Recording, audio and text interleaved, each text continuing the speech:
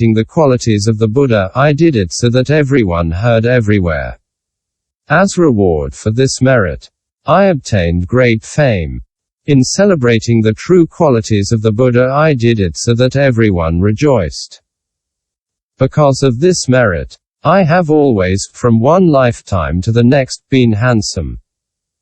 In speaking to people about sins and merit, I made them obtain the place of happiness. As a result of this merit, I enjoy happiness and am always content. In celebrating the power of the Buddha's qualities, I overcame all their hearts. Because of this merit, I ceaselessly gather the signs of respect. By lighting the lamp of preaching, I illumined all beings. Because of this merit, my majestic light shines like the sun. In celebrating the Buddha's qualities in all ways, I satisfied all beings. As a result of this merit, I am always loved by people. In celebrating the Buddha's qualities with skillful speech, I have set neither bounds nor limits. As a result of this merit, my eloquence is inexhaustible. In celebrating the wondrous attributes of the Buddha, I commit no errors. As a result of this merit, I have acquired great purity of knowledge. In celebrating the Buddha's qualities, I have decreased people's afflictions. As a result of this merit, my bonds are broken and my stains destroyed. By the breaking of the two types of bonds, I have realized nirvana. Thus, when the rain pours down, the fire is extinguished, there is no more heat. He spoke again to the king. If there is something you have not understood, this is the time to overcome the army of your doubts with the arrows of knowledge. The king said to the Dharma master, I have understood well. I have no more doubt. The bhadanta is a virtuous man, skilled in celebrating the Buddha. Preaching the Dharma by means of all kinds of nidanas of this kind is to save people, and this is what is called generosity of the Dharma. Question: which is more important, material generosity or generosity of the Dharma? Answer: as the Buddha has said, of the two generosities, generosity of the Dharma is more important. Why? 1. The fruit of retribution of material generosity occurs in the desire realm, whereas the fruit of retribution of generosity of the Dharma is in the threefold world or above the threefold world. 2. Moreover, words that are pure reach the central point of the reasoning and the mind attains it also. This is why they surpass the threefold world. 3. Moreover, material generosity is limited, whereas generosity of the Dharma is limitless. Material generosity is exhausted, whereas generosity of the Dharma is inexhaustible. It is like a fire fed by kindling, the light of which is always increasing.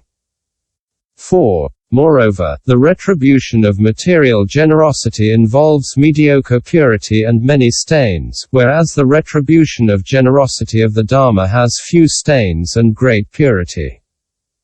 5. Moreover, carrying great gifts requires a great show of power, whereas the gift of the Dharma depends on nothing other than realization. 6. Moreover, material generosity can bring about the increase only of the four great elements and material organs, whereas generosity of the Dharma leads to the perfection of the pure organs, the powers and the path of enlightenment. 7. Moreover, whether there is a Buddha here below or not, material generosity always exists in the world. On the other hand, generosity of the Dharma can be practiced only if there is a Buddha in the world. This is how we know that generosity of the Dharma is very rare.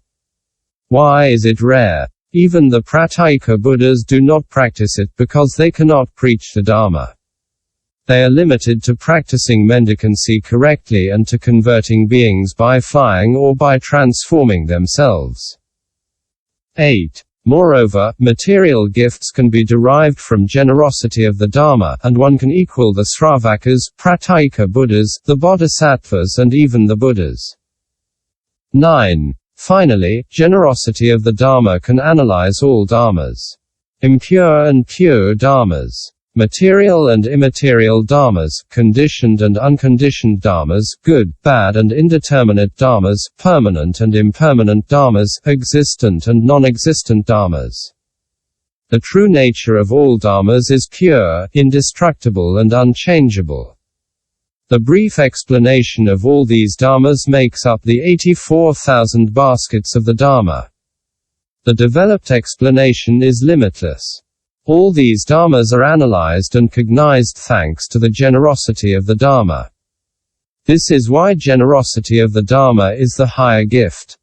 These two generosities, material and Dharma, together form generosity. When one practices this twofold generosity while wishing to become Buddha, one is able to lead people to the state of Buddha and all the k.